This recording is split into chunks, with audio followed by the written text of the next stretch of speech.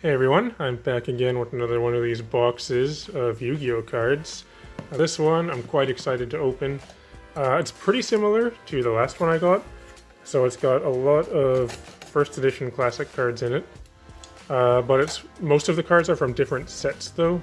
So with the last one, you might have noticed a lot of the cards were from sets like Legacy of Darkness, Labyrinth of Nightmare, Legend of Blue Eyes.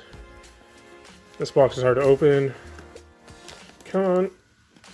Am I doing it the right way? Yeah, okay. So these cards are from the sets that were not in that box. Let's get rid of these packing peanuts. They did it this way. So, last time it was a box inside a box. This time it's an envelope inside a box. Get rid of this. Alright. There should be a bunch of stuff in this one from Magic Ruler, Metal Raiders, and what else? Maybe a bit of Dark Crisis, I think. Yeah, here's an Ancient Sanctuary.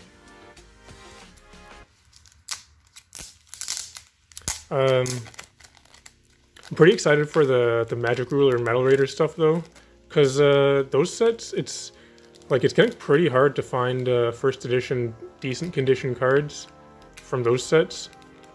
Get rid of this, okay. Like I was saying before, like LOB, obviously it's going to be the hardest to find and the most valuable seeing as the first set.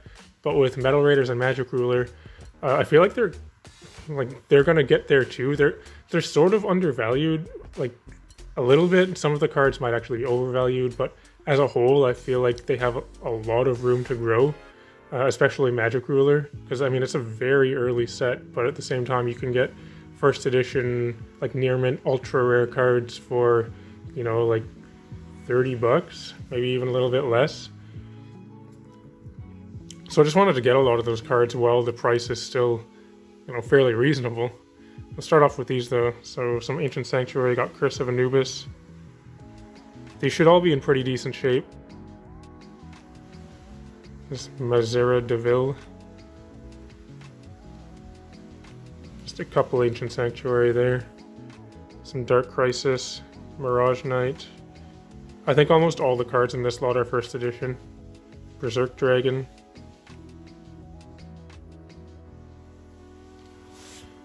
Some Magician's Force. With this Wide Dragon Head, Amazoness Swordswoman. I was surprised how valuable the first edition version of this is, because the unlimited one is, it's nothing special, but the first edition one has quite a bit of value, and this next card, this one I'm excited about. Look at that. First edition MRD Mirror Force. Let's check out the condition on that thing. This was the card I was most excited about for this lot.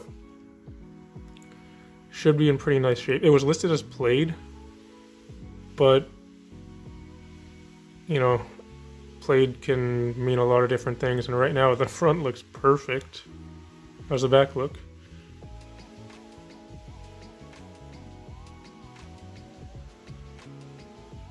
Almost perfect as well. Like there's a tiny mark on the top, but like this card is in very good condition.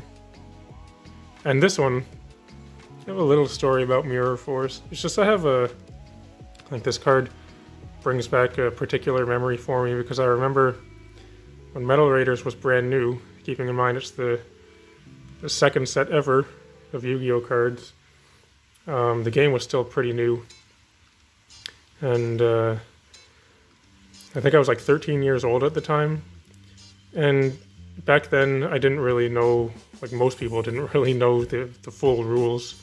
A lot of kids just kind of learned by watching the TV show, and I saw this card on the TV show, and seeing the effect that it had, I thought, wow, that seems like a really powerful card. And I have a memory of getting, I think it was just one pack of Metal Raiders when the set first came out, opening it in the car on the way back home, seeing that I got a Mirror Force in it, and I was thinking like, oh, it's pretty sweet, I've seen that card in the show. but you know, it probably doesn't do exactly what it does in the show. So I'm reading the card, and you know, the rules on this are quite simple. You know, when an opponent's monster attacks, negate the attack and destroy all opponent's monsters in attack position. I'm thinking, wow, it actually does what it does on the show. It's pretty awesome. But then also, this was the only version of Mirror Force that you could get at the time, just the ultra rare version for Metal Raiders. So not a lot of people had it.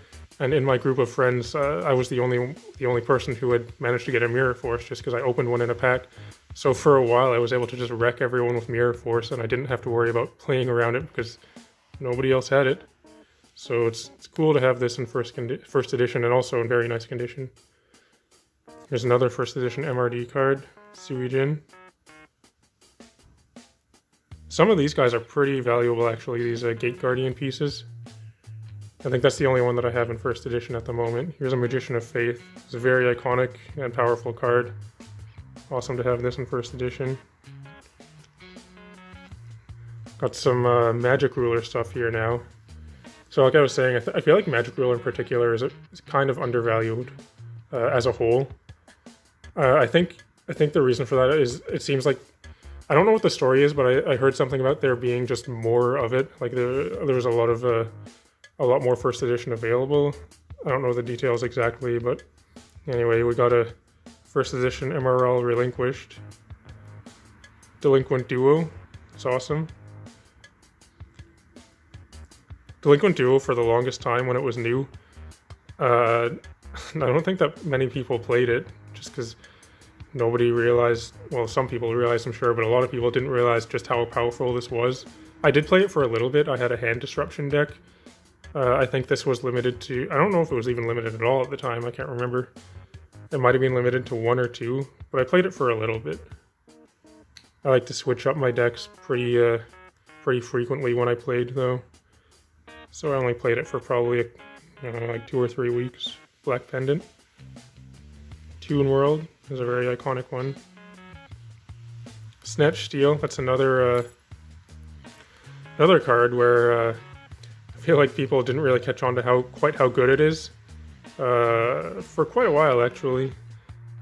Me, actually, I remember thinking that it wasn't that good. I was like, why are people playing this? You know, your opponent gains 1,000 life points at each of their standby phases. That doesn't seem that good. You know, little did I know the card is amazing. And I did catch on to it later on, but I think it got banned shortly after that, so I only got to play it for a little bit before it got banned. Here's another Relinquished. I think this one is, so the first, some of these are near mint. These ones I imagine are near mint, and then these ones would be played, but at the same time they should be in very good condition anyway. Yeah, it's not perfect there, but it's still quite nice. Got another Delinquent Duo here. So here, like, Serpentine Dragon, first edition MRL. This is one of the secret rares from the set. You know, there's only 2, so typically the secret rares are very valuable. But even today, you can get a first edition MRL Serpentine Dragon for like, I don't know, 30, 40 bucks in good condition. Like, I think this is near mint, or maybe it's just a little bit of play on it, but it's in very nice condition. So these ones, I'm surprised how cheap they are still. A Banisher of the Light, I think there's a couple of these yet. Mystical Space Typhoon, the original one, first edition MRL, pretty awesome. I got a couple of Cyber Jars here, just because, you know, it's not super expensive, but it's just a very, very iconic and, you know, memorable card to have in first edition. So I got a couple of those. Like, I have a playset of first edition ones now. A lot of these cards, this is going to go a long way to completing a first edition MRL set for me. I don't have all of the cards in first edition, but after these I will have like a very large portion of it. Messenger of Peace. Blue Eyes, it's awesome. Unfortunately, this one is not first edition, but you know, it's still a pretty sweet card to have. Everyone loves their Blue Eyes. Here's a first edition Forceful Sentry. There's a lot of banned cards in Magic Ruler. This is another one of them. I think that's all for the Magic Ruler. So there's quite a bit of that. Got a Pharaonic Guardian, Trap of Board Eraser. Nothing too fancy, but, you know, goes in the collection. Same with Gravekeeper's Chief. These are pretty cheap cards. But I didn't have them in first edition, so now I do. Mirage of Nightmare. a nice card. This one is an unlimited one actually, but Don Zalug is another card that I just have a lot of memories tied to. So I do have a first edition one, and I also have another unlimited one. So now I have 3 in total. But I wanted to have another one of these just because if I ever decide to make like a goat deck for the goat format or anything like that, or just want to play some classic cards, I could see myself making a warrior deck because that is one of the decks that I used to play when I was a kid. So I would probably want to have 3 Don Zalugs for that. It's a first edition Fiend Mega Cyber. Pharaoh's Servant, another set that, see, in relation to LOB and MRD, Pharaoh's Servant is kind of also, I feel like, a little bit undervalued. Like, first edition Jins though is very expensive, but outside of that, most of the cards are still pretty affordable. And I kind of feel like Legend of Blue Eyes, Metal Raiders, Magic Ruler, and Pharaoh's Servant, those are the first 4 sets. Those 4, I kind of, to me anyway, they all kind of go together. And then, like, I'm not sure if anyone else feels this way, but I always group those 4 sets together as the very beginning of the game. And then after that, you go into like Labyrinth of Nightmare, Legacy of Darkness, Pharaonic Guardian, and I think Magician's Force. And that I kind of see those 4 as like the second part of the beginning of the game, but the first 4 sets is like the very beginning of the game, and I typically group those together just in my thinking. So Pharaoh's Servant to me is still the beginning of the game. There's a Gear Freed, another Pharaoh's Servant, first edition. A couple Imperial Orders, or no, just one actually. It's awesome. Dust Tornado. Mirror Wall, so these are all first edition. And they're like in great condition. And a Grave Robber. Come on, focus. Yeah, it's a cool card. I don't think that it ever did a whole lot, but it's cool. It appears in the show. Nice, so yeah, I'm pretty happy with this package. It's not as big as the last one, like I had almost 3 times this in the last one. But at the same time, I get to kind of appreciate each individual card here more, because with the last package, there was just like hit after hit after hit of every card that I go by. It's like, there's another Exodia piece. I think that I had 5 copies of one of the Exodia pieces in that one, and I'm just, kind of adding those to the collection. I might trade or sell them gradually, but I'm not in a hurry to, because I kind of feel like a lot of cards like that are just, they'll appreciate in value over time. But it's nice to have kind of a little bit of a smaller lot and be able to just stop and appreciate each individual card. Alright, well, that's it for this package. So, if you're still watching, thanks for watching. It'd be cool if you can like and subscribe and all that kind of stuff. I do have a couple of, one really big card on the way. I was hoping that I would be able to group it in with this package, but it just hasn't arrived yet, and I wanted to open this. When the card does arrive, though, I'll try to make a video, maybe showing off some of the really big cards that I've got recently. There's nothing huge in here. I think the most expensive card is maybe like it's probably that this first edition Mirror Force. It's probably like around $100-ish.